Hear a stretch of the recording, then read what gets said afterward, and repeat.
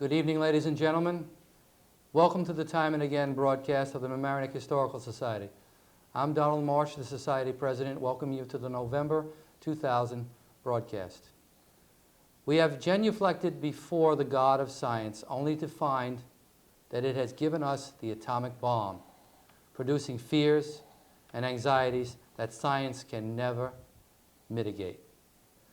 Ladies and gentlemen, in this month that has to do with November the 11th, Veterans Day, we've decided to do something rather unique.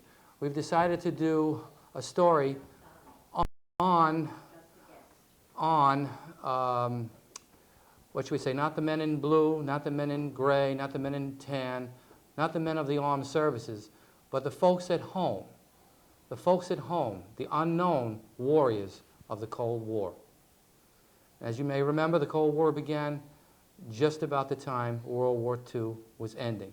It began with something called the atomic bomb. To my left, I'd like to introduce you to my guest and lifelong friend, Joseph Cavana, who's strayed near and far to come down to this broadcast. He's one of our dearest members in the Mamaroneck Historical Society, and he's an expert on the period known as the Cold War. Joe, let's begin tonight's broadcast by giving the folks a chronology, perhaps, of the Cold War period.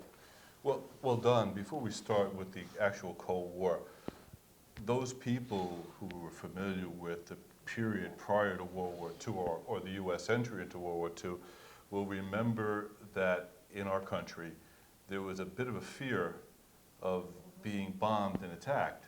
So the government, in response to that, set up an organization called Civilian Defense. So in 1940s through 1945, in our country, we had civilians who were taking on jobs such as auxiliary police, fire, people who were prepared to take care of incidences which would have occurred if we were attacked. Now that was the predecessor of what we call, for this tonight's broadcast, the Cold War warriors. During the period of time after 1945, we in the United States were the only ones who had the atomic bomb. We felt fairly assured that we were never going to be attacked by anyone, and if we were, we could retaliate with such devastating force that it wouldn't pay to attack us. Well, to our dismay, approximately 6-7 years later, after 45, the Russians developed their own atomic weapon. That sent a chill through this country. We were no longer the superior power on the block. We were indefinitely, we were nervous and we were afraid. It's hot and yet it's cold at the same time. Yeah. Now, what we were really basically afraid of was the fact that the Russians had made no secret of the fact that they wanted to push their brand of government, communism, throughout the world.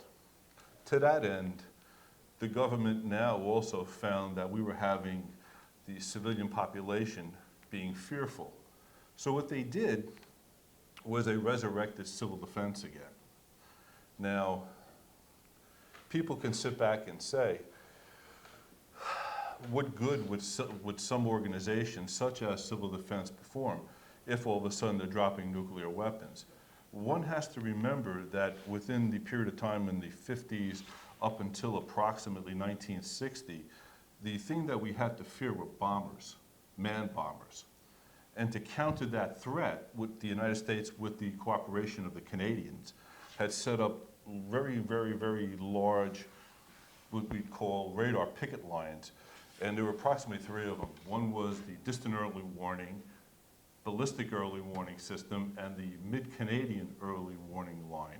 And these radar stations would theoretically pick up bombers as they came over the North Pole, give us approximately anywhere from 45 minutes to an hour's warning, so we could then go down to our homemade shelters. Talk a little bit about the homemade shelter. What the government tried to do was have individuals in their own houses build what we call fallout shelters. Okay. Now, fallout shelters are vastly different from blast shelters. And I'll explain what the blast shelter is because it's really interesting. But the fallout shelter for individuals was usually located in a basement. They would sometimes put cinder block walls up, and you would have inside this area, bunks, 2-week food supply, a little hand-powered device which would bring fresh air into your shelter area, and radio and some flashlights to make life a little comfortable. Now, a fallout shelter could not in any way, shape, manner, or form protect anyone from a blast. I mean, it was not designed to protect you from that severe concussion and thermal radiation that would come out from a nuclear weapon. But what it was supposed to protect you from was fallout. When a nuclear weapon would hit and detonate on the ground, what you would have was this cloud, which everybody today recognizes as a mushroom cloud. And that mushroom cloud would pick up in it dirt and particles, and they would become ionized, and then they would fall down to Earth at various points, and which would be radioactive, and depending upon how long you were exposed, can do damage to your body. Now, blast shelters are designed to protect you from an actual nuclear blast that was, well, not exactly on top of you, but from a distance. Now, the government during this period of time had set up various sites in the country for officials. For an example, outside Washington, D.C., there's a mountain called Weather Mountain, where the president has a place where he could go to if all of a sudden if we were being attacked. The Congress had a shelter built in the Greenbrier Hotel outside of Washington. So the government was making provisions to take care of the political and governmental functions, so they would always continue. It would be continuing, yes. Right. And the idea behind that was, as long as the government continued, there would always be a United States. And some of these installations, if you get a chance to see them, are fairly sophisticated. I know today they'll take you for a tour of the Greenbrier shelter that Congress would have used.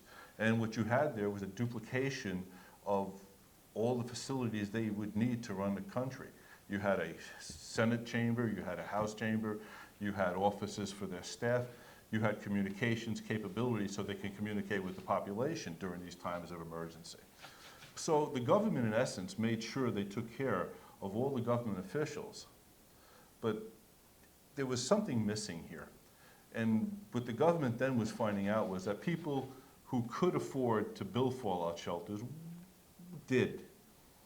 But a lot of them had that feeling that, why should we? If the bomb comes, we're all going to die anyway.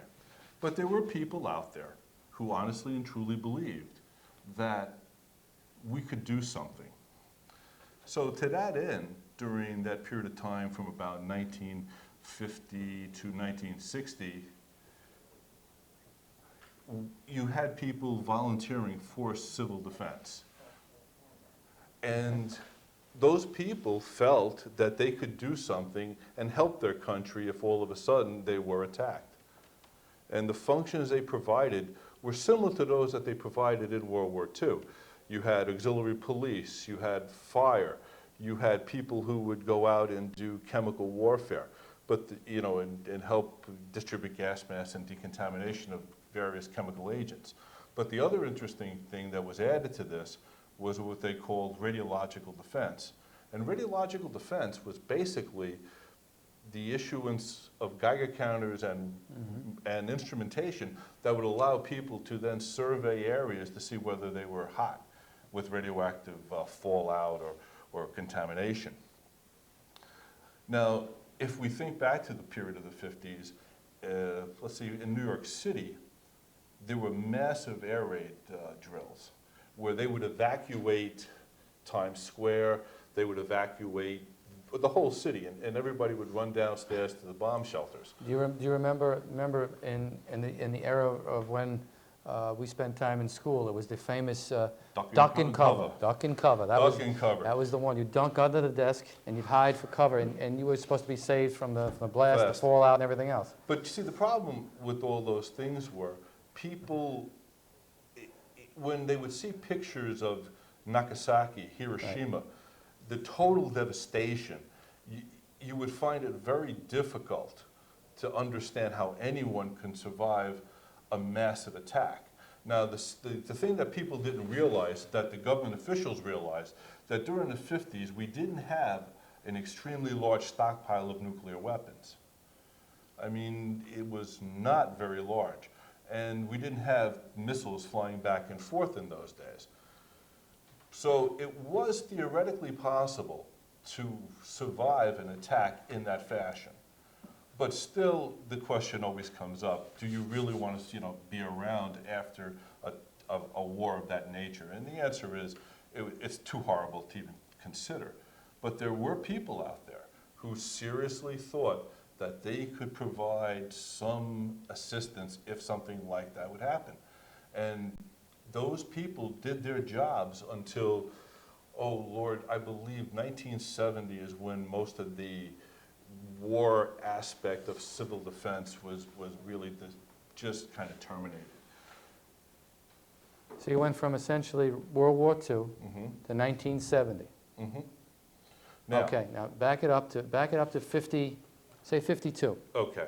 Back it up to Korea. Korea.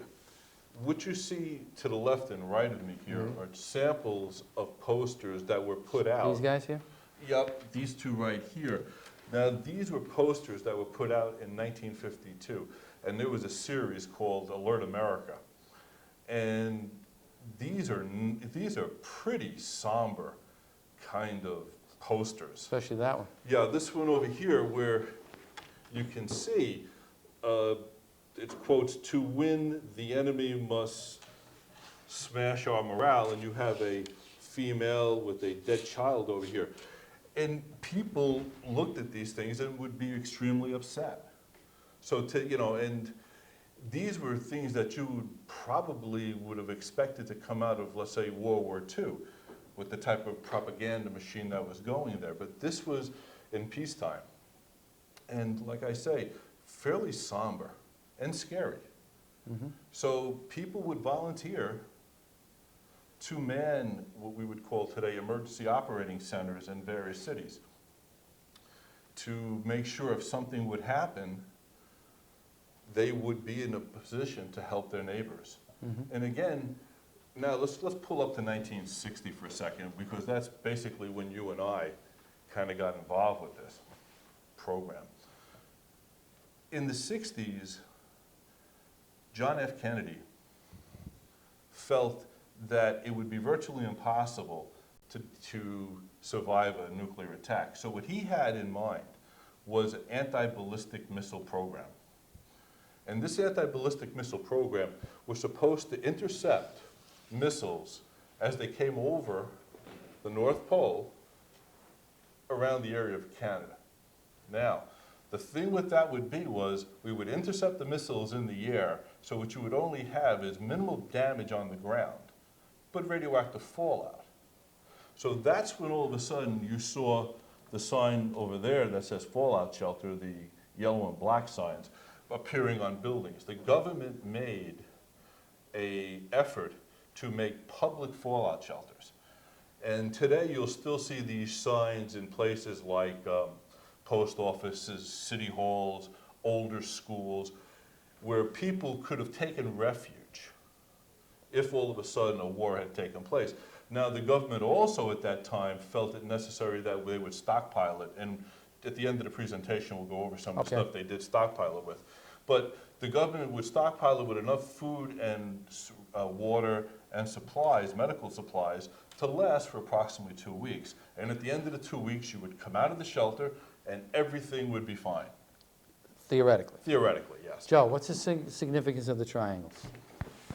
I don't have one with me tonight, but if you take a look at what a radioactive material sign looks like, you'll see 3 similar triangles with a space in the center with a round dot, which was an indicator of radioactive material. This just was designed in that type of scheme, which would show you that it was some place of refuge.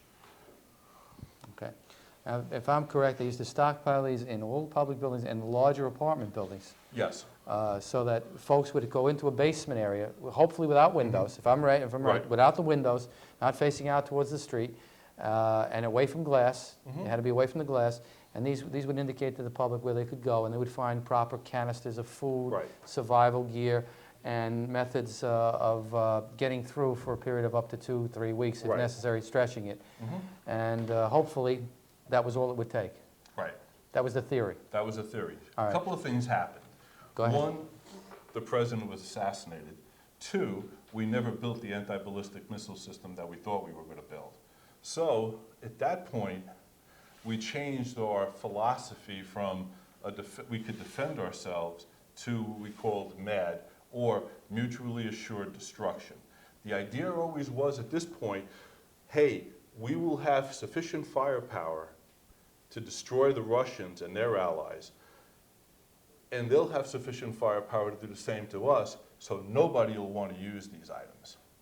Now, at that point, what happened was the government kind of sat back and said, hey, wait a second, fallout shelters aren't going to do it. And at that point, they came up with other concepts, such as the relocation program, where we've moved people out of the major Okay. target areas, such as New York City, and move them up to the Catskill Mountains and all that kind Well, of hence the evacuation routes. stuff. Right. Okay. Which you can still see some of the older signs, but they now have a different purpose. But we'll get to that as we move up into the 80s and 90s. But back into the 60s, when we were younger and foolish, we were those guys who were going down into the bomb shelters and learning how to use the radiological instruments and getting that warm feeling that we were doing something, even though we were about between 13 and 14, doing something to protect our community from the big bad, evil empire. Well, it was also a philosophy, if I'm correct, of giving back to the community, of wanting to do something in an affirmative way to assure yourself that you could help your neighbors, your friends, your family, your loved ones from this terrible, terrible, second Holocaust, if it ever did come onto our shores. And to that end, it was an enjoyment because it gave you a purpose, a function, and it was something that just didn't begin and end with what you and I would call the Cub Scouts and the Boy Scouts. Right. This was a level of development that was further beyond that, where you had people that were trained in this stuff that actually helped the average citizen learn how to make a difference in times of emergency, in times of this terrible, Right. terrible second Holocaust, which never happened. Well, if you remember the nights when we used to go down into the shelter, the emergency operating shelter in Mount Vernon, there was a Right. phone. There was a red phone. Right, there was always the red phone. And this red phone was hooked up to what we call NAWAS, or National Warning System. And what would occur every Friday night when we were there, the phone would ring. Now, the first time this happened while we were there, we had no idea what was going on, except that we heard on the speaker behind the phone, "Hi, this is the National Warning Center." And what they would have is a roll call of states, and then from the states, it went down to the County level. county County level. levels, yes. And then from the county levels, it went down to the city level, and then you would hear them call out a name such as Mamaroneck or Mount Vernon or Eastchester or whatever. And when they said Mount Vernon, I picked up the phone Right. and answered. And You weren't supposed to do that. that's right. You weren't supposed to do that. That's absolutely right. We weren't. But the feeling you got when all of a sudden you had that, hey, wait a minute, I'm part of this massive organization that's out there trying to protect this country. It did make you feel really, really quite good. It made you feel that you were part of a solution to a terrible problem Right. that we hoped never would happen. Okay, so we're back into that. Now, this is a piece of local, we're talking about regional history here in Right. terms of how we approached it. But I'm sure right here in Mamaroneck, there is a bit and piece of this local civil defense history that has not really been well documented and probably could be if we dug around and did some serious research. Oh, sure. Where would we go to find some things like that? I would check with your local emergency today, civil defense is called emergency management. Okay. And if you dig deep into some of their archives or where they have old stuff stored, you'll find a lot of interesting things. Well, for example, I'm willing to bet that in the local municipality here, the old village hall, I'm sure somewhere in the basement you'll find some of these things still hanging around that have not been dusted off in years, and some records to that effect. But go ahead, Joe. Go back to the 60s. Get us up to Vietnam if you can. Get us up to Vietnam. Okay. As time progressed in the 60s and we were up into the 68, 69s, the Vietnam War was taking a greater share of the government or the Defense Department's budget. So civil defense, for the most part, dried up. They weren't going back inside now and taking out the old food containers or crackers. They weren't replacing batteries. They weren't, refurbishing anything. What they were doing is just letting the stuff lay there and rot away. And I believe it was in the either 1970 or 71, the government just said, hey, leave the stuff there. It's not going to go anywhere. And we're not going to do anything with it. And at that point, what happened with civil defense was you had a lot of people who just felt that, hey, we can't trust the government because of Vietnam, and the Russians aren't going to attack us, and all this kind of stuff. So it tended to fall by the wayside. And in most communities, you would have like a director of civil defense. They're just a name only. He would show up, he would fill out the forms. If there was a large enough snowfall, he might, be able to get some money from the government to reimburse him for snow removal and things like that. But for the most part, civil defense in the 70s kind of petered out and died. Do you remember, it was 1966, 67, somewhere in there was a huge, huge, huge blizzard. Mm-hmm. And civil defense was actually deputized by the state to remove snow. Do you remember that? Yes. But again, in those days, you had sufficient numbers of people who would volunteer for that. Correct. But as you went closer and closer to 1970,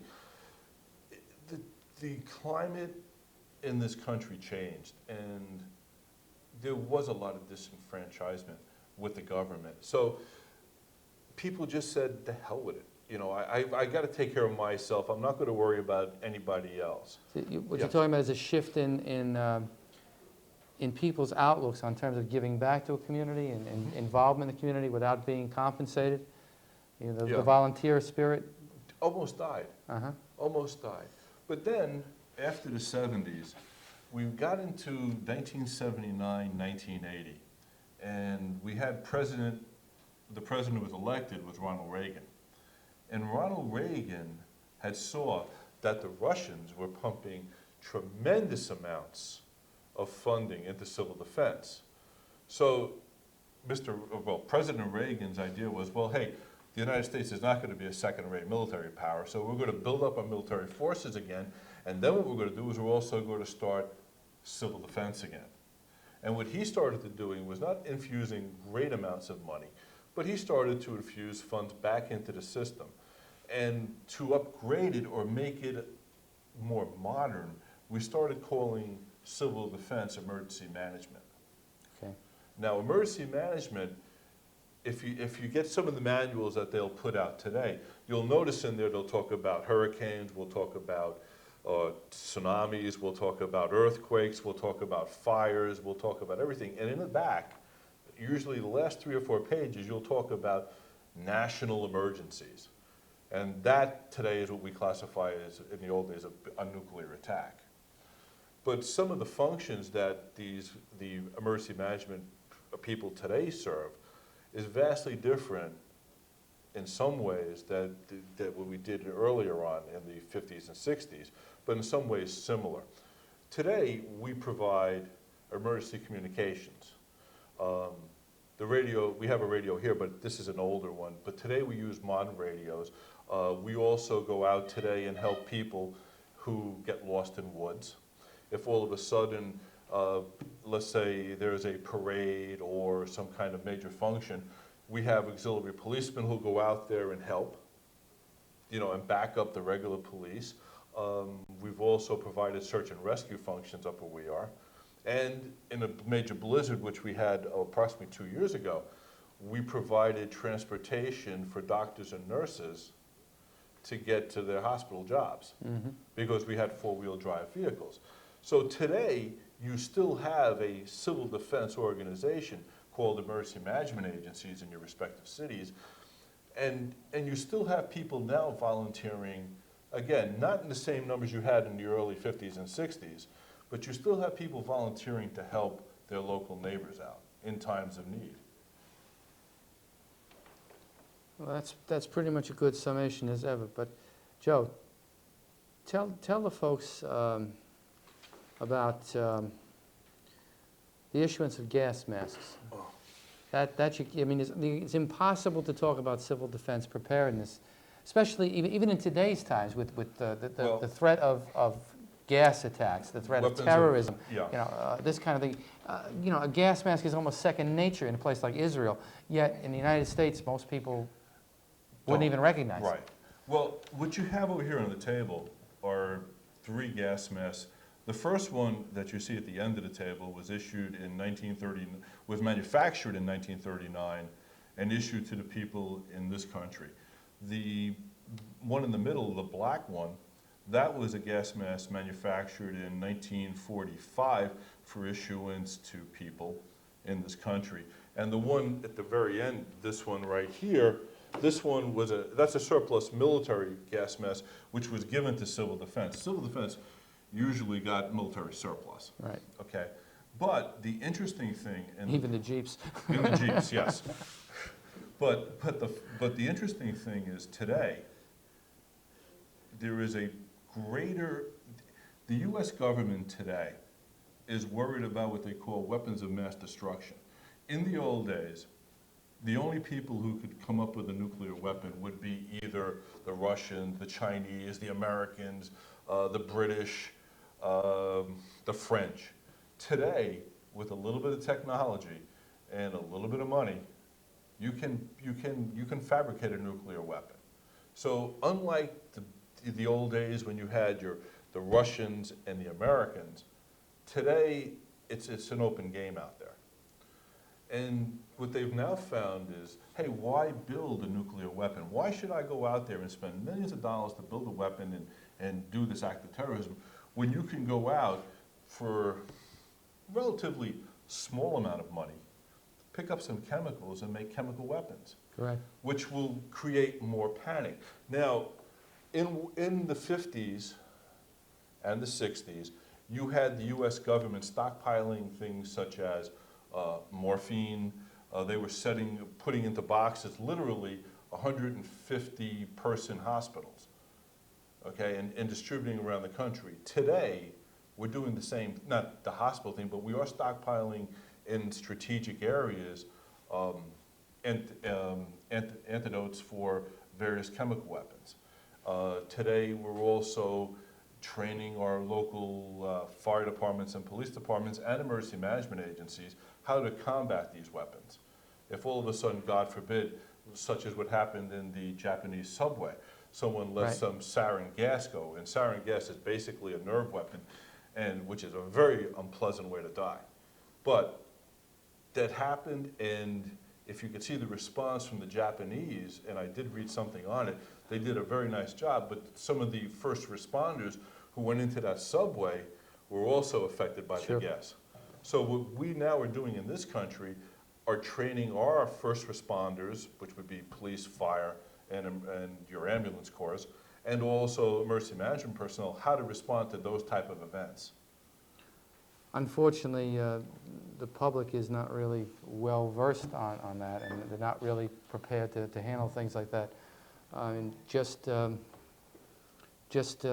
last year, for my own back pages, I happened to be involved in a situation where someone decided to let some chemical agent go and use the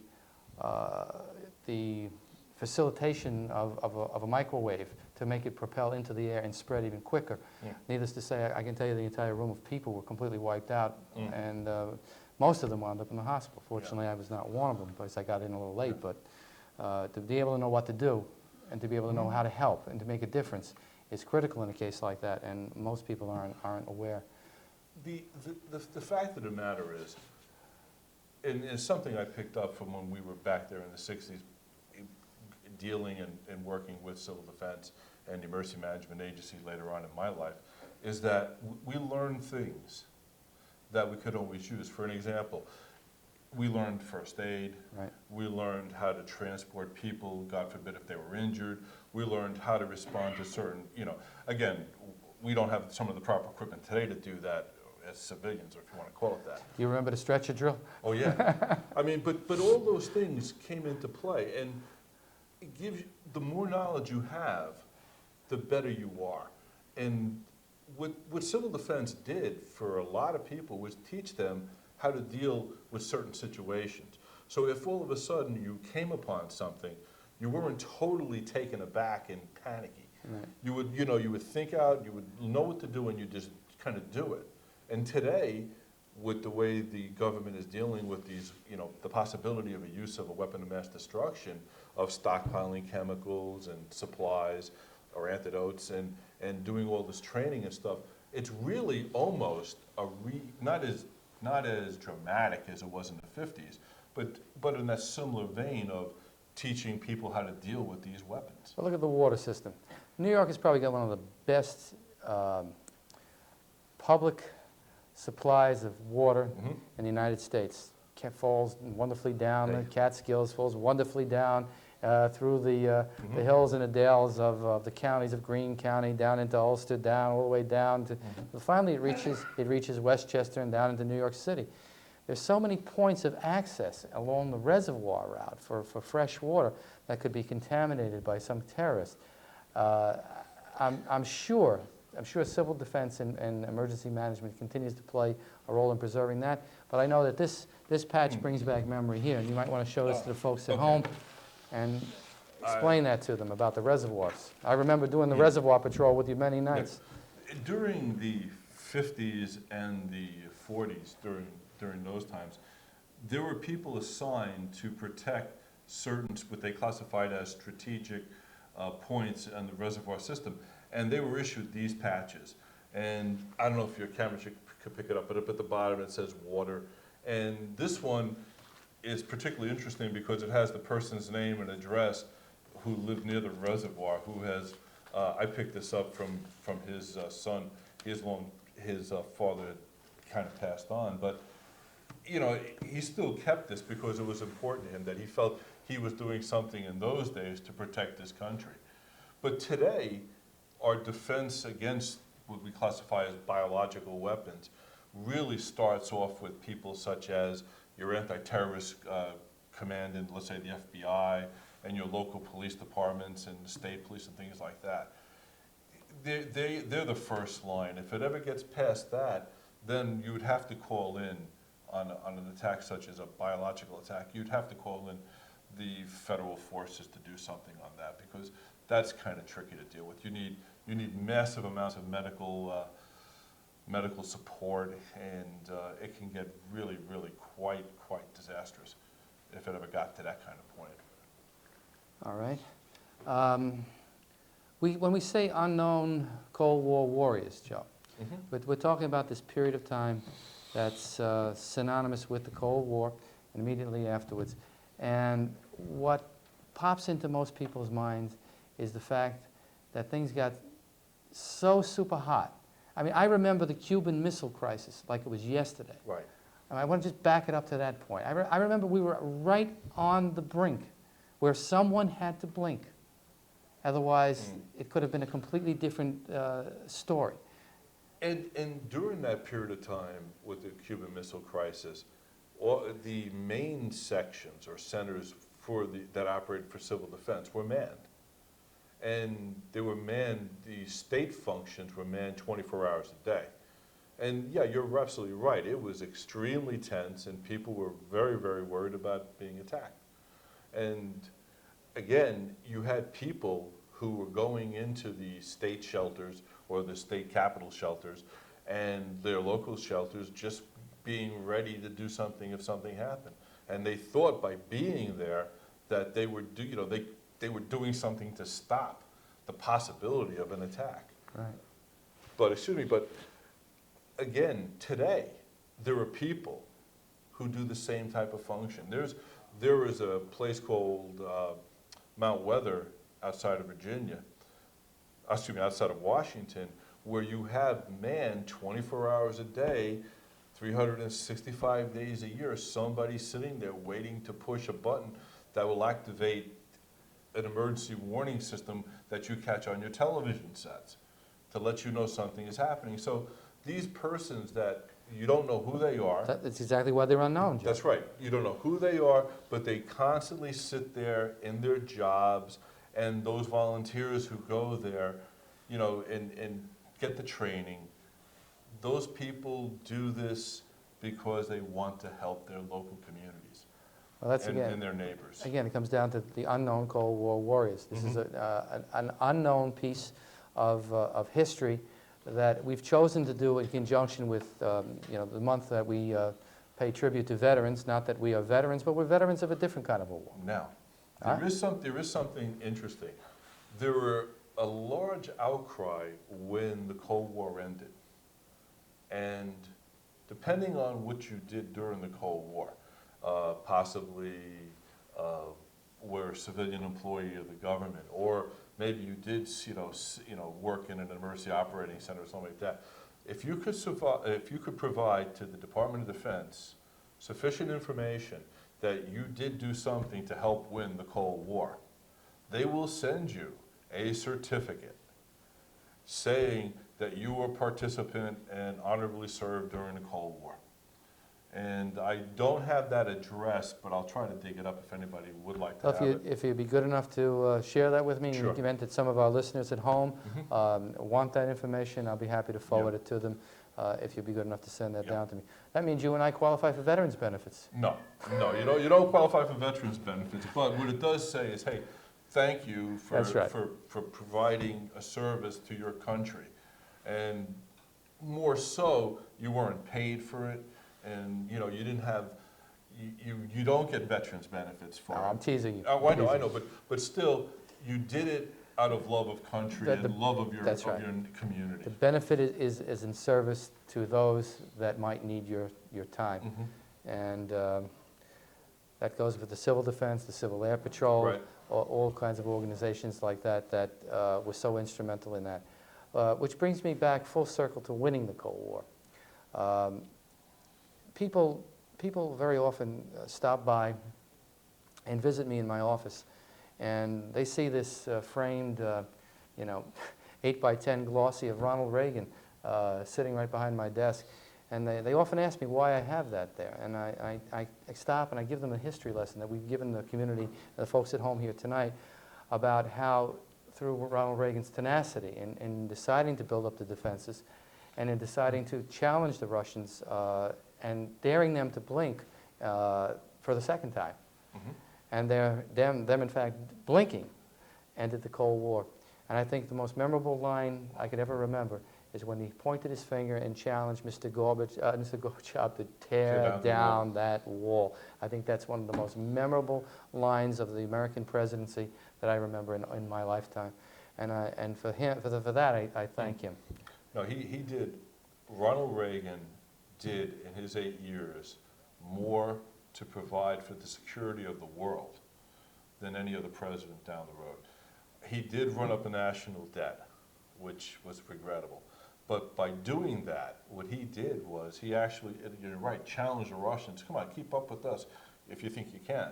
And then by dropping into the equation Star Wars, the Russians at that point said, hey, wait, but we can't keep up with this. And literally broke the Russian economy. Right. And thereby changed the world, bringing democracy to places where it had not ever taken root before. The interesting thing is, if we want to classify us as being Cold War warriors, when I worked for Pfizer and I was able to go to Germany because we had a plant there, and to see the reaction of the people when the wall came down,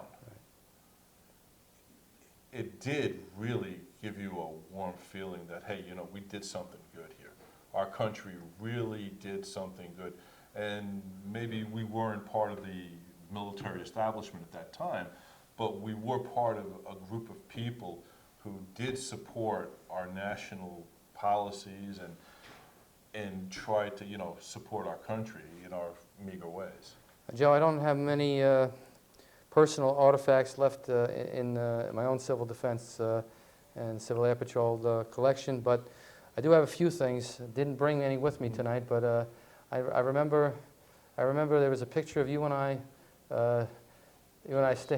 standing on City Hall steps, and I believe at the time you had achieved the rank of colonel. No, I think it was captain. Captain, and I think I had achieved first lieutenant at the time. I think, and we made a good 1-2 combination.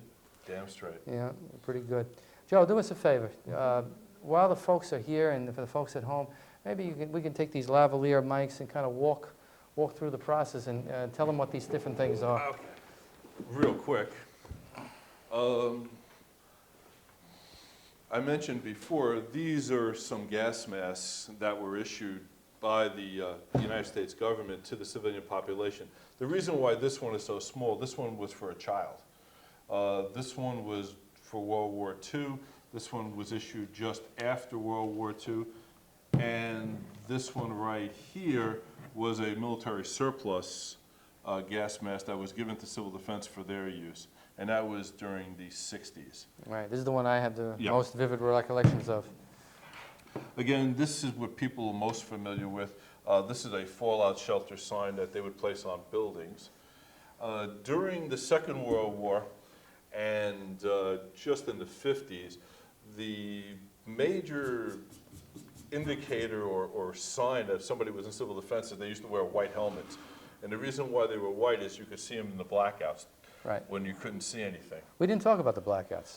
Because we kind of jumped a little ahead. But in World War II, what you had were men and women who were called air raid wardens, who would walk around your neighborhood, and if they saw light peeking out of a window, would kind of come up and knock on your door and say, hey, I can see light coming out, so you'd have to kind of maintain that blackout kind of condition. That's where blackout shades come Right. from this whole period of time.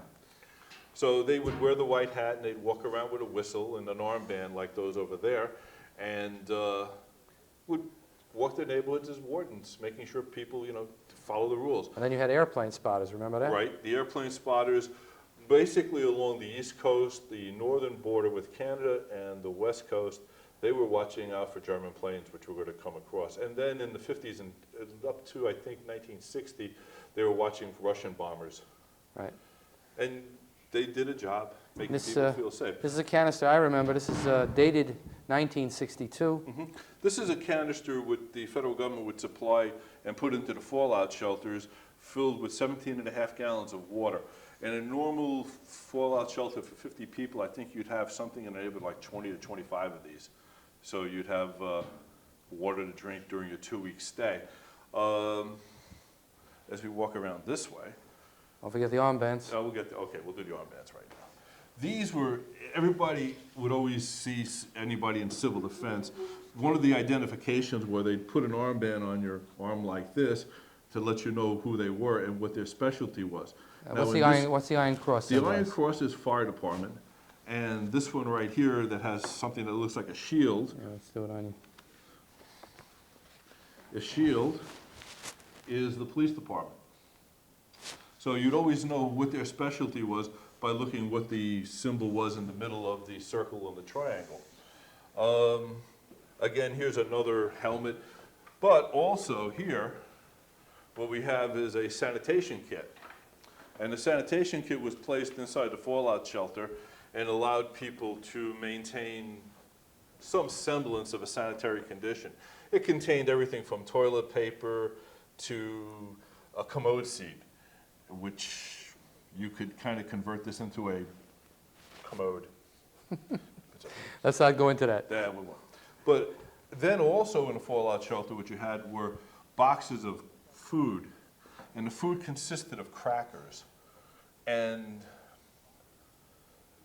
Hardtack. yeah, but they were not exactly the best tasting crackers in the world. Interesting fact about the crackers was New York City cleaned out all the fallout shelters and put them into a warehouse, I believe it was in the Brooklyn Navy Yard, and sold off all of the crackers to a farmer in upstate New York who fed them to his pigs. But that's just, you know, some interesting facts. And then, moving on, we had to... Let me hold it up for you. Oh, okay. We had Geiger counters. Now, these are the ones that Don and I were trained on. This one is a CDV 700, early model. Right. And what this one was designed to do was pick up low levels of radiation. This is basically to, you know, see if some like piece of food or an individual was contaminated with fallout. Funny you should mention that. I'll just tell a story to the folks back home. Just before the broadcast, there was a meeting next door with a few folks at one of the local committees of the village, and one of the village trustees was sitting in there, and I just went in with the hat on and the Geiger counter, and I went right up to him and said, "Definitely, you're radioactive." And yeah, got a start out of that. But you got to have a sense of humor. Anyway, Joe, this is what we did. Yeah, and these were pen-like devices that we were told if we wore them, just put them in your pocket, and and after you finish, you'd look up at the light and see how much radioactive, how much radiation you were exposed to. These were what they call dosimeters. And last on the table was a radio, which we used to communicate with each other. Fallout shelters, very interestingly, except if you were a governmental fallout shelter, like an emergency operating shelter or a fixed monitoring shelter, you didn't really have communications with anybody else unless you had a phone or something in there. The Bendix Corporation? Yeah, Bendix. Really? Yeah. And we would use these radios, and they're quite heavy, and they have tubes in them. You can't see it really from here in the back, but sure they had, can.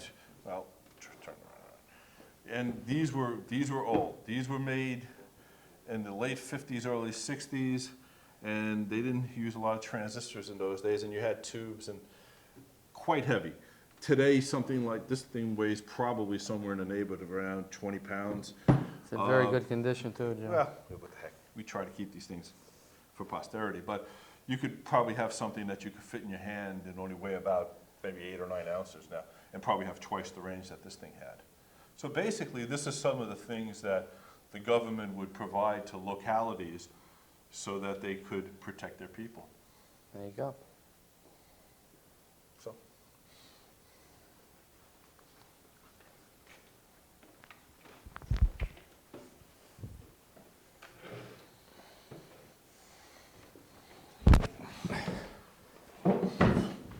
The beauty of history is sometimes in artifacts that are preserved by private collectors. In this case, everything that you see on this table is in Joe Cavana's private collection, and sometimes history doesn't always get preserved well by municipalities and things. Unfortunately, he's taken it upon himself to create his own personal museum of this kind of memorabilia, which adds to the enhancement of an understanding of a topic known as the Cold War. And I want to thank him for bringing all of this over 200 miles down here to show this to the community tonight. At this time, I'd like to invite questions from the audience. Yes, I'd like to know how you got started in this particular field. Oh, Lord. I got started totally by accident. When the World's Fair was in New York back in the 60s, there was a display at the Hall of Science which said, hey, would you like information on civil defense and how to build a bomb shelter and things like that? So what I had done was filled out a card, sent it in, and they sent me magazines and books and pamphlets. And then one day I said, hey, you know, I'd like to get some more information. And at the age of 12, I dialed information, got a hold of their publication center, requested a catalog, and then from there it just snowballed on me. They were sending me everything from technical publications to film strips, and it was really quite at the age of 12, quite fascinating.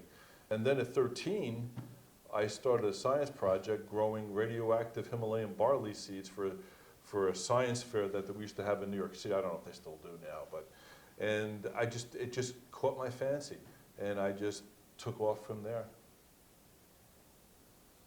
And then I dragged Don into it. Wasn't too hard to do. From our generation, we were a group of people that believed strongly in giving back to a community. And not necessarily for compensation, but rather to do it because it was the right thing to do. You gave something back because that's the way you were raised. Whenever Dr. Russell did what he did because he wanted to be drafted. You did avoid being drafted? No, unfortunately, that wasn't the case. No. We just took an interest in it. Yeah. Anybody else have any questions? Yes, how widespread were the volunteers? Did every town, hamlet, city have enough volunteers to Most, cover the entire country?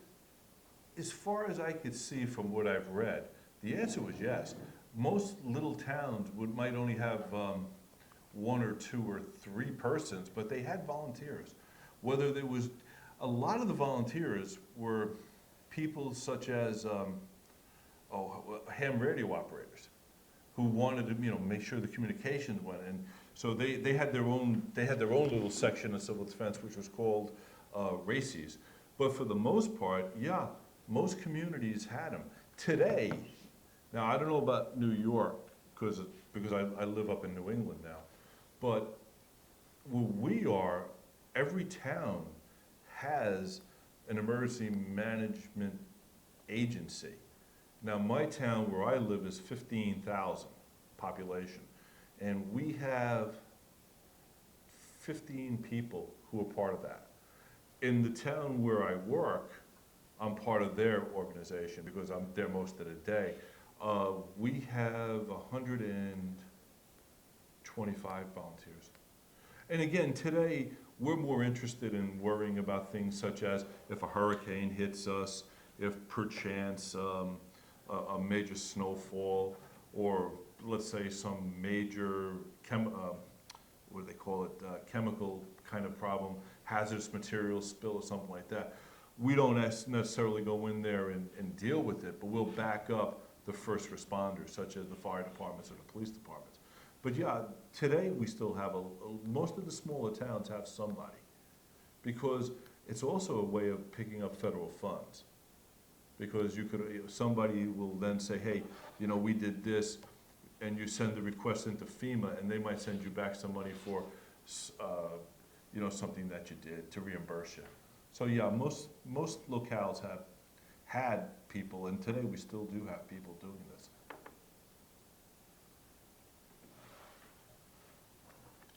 Anyone else have a question?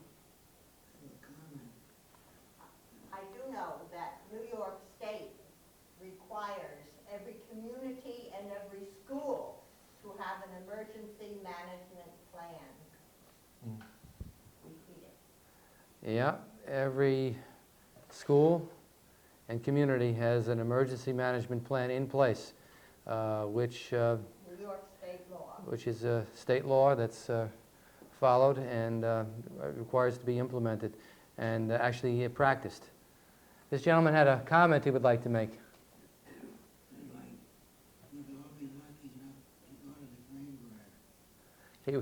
I agree with you. He would like to go to the Greenbrier So spot. would I. And trust me, the facilities at the Greenbrier that the government had provided for the Congress and for the House and the Congress and the Senate were top of the line. And they picked a heck of a great place to do it at the Greenbrier. It is a beautiful place down there, and they knew where they wanted to go. Unfortunately, they didn't provide things like that for everybody, but hey. No, they didn't. Well, that's the difference between them and us, shall we say. Yeah. Well, anyone else have any comments? John? I was going to say, you remember Charlie Stenman? Yes, we remember Charlie Stenman. He was a warden during the war, and they were underneath the police station. That's where they had all their radios. The current police station? You know, police The station. current Mamaroneck police station. I wonder how much of that stuff has survived, if any. I don't know if there's anything left there. No. That would be an interesting thing to see. They had I think one of the most astounding things about Village Hall is the different nooks and crannies that you find there. And I still remember to this day my first and only trip up to the attic one year. I stumbled across an original ballot out of the mayoral election back in 1885 or something. I just couldn't believe it had survived and it was still there and still available, withering away with the heat and humidity, but still survived. So God knows what's there. I trust that our good village historian will get a handle on some of that stuff. I hope and pray that she does. Anyway. Just a sidebar. Go ahead. If anyone out there is familiar with something called eBay, it's a place where you could place bids for various pieces. A large quantity of this type of material that you see on the table here, people are dying to get their hands on. I bid for a couple of items on eBay and I lost, but the person who outbid me was this woman out in the Midwest. And the fascinating thing about it was, because thank God for email, because you could email back and forth and kind of carry on some really interesting conversations with people. And what she had said was, I go, why are you collecting all this stuff? And she said, and I quote, somebody has to do it. Somebody has to remember what people were doing back in those days.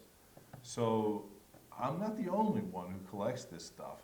And there are a lot of people out there who do want to get this stuff because it is part of their life or part of their history. And they feel very kind of close to some of this stuff. Again, none of us would want a thermonuclear war, but the times that Don and I spent, marching in fields, looking for radioactive material, like samples with Geiger counters, they were enjoyable, and I wouldn't have traded those for all the money in the world. They were very good, formative experiences, and I wouldn't have traded them either, Joe. I think they were very good. Okay, there are no other questions or comments. I'd like to thank each and every one of you for coming and learning a little bit about what an unknown Cold War warrior is. And we thank you for your interest in the topic and in the Mamaroneck Historical Society. And I'd like to take this opportunity to invite you and the members of the community to our next program on December the 19th. It'll be a chance to have a little holiday festivity prior to the program in this room. And we're going to attempt to do something we've never done before. We're going to attempt to do community-wide oral history of the 20th century.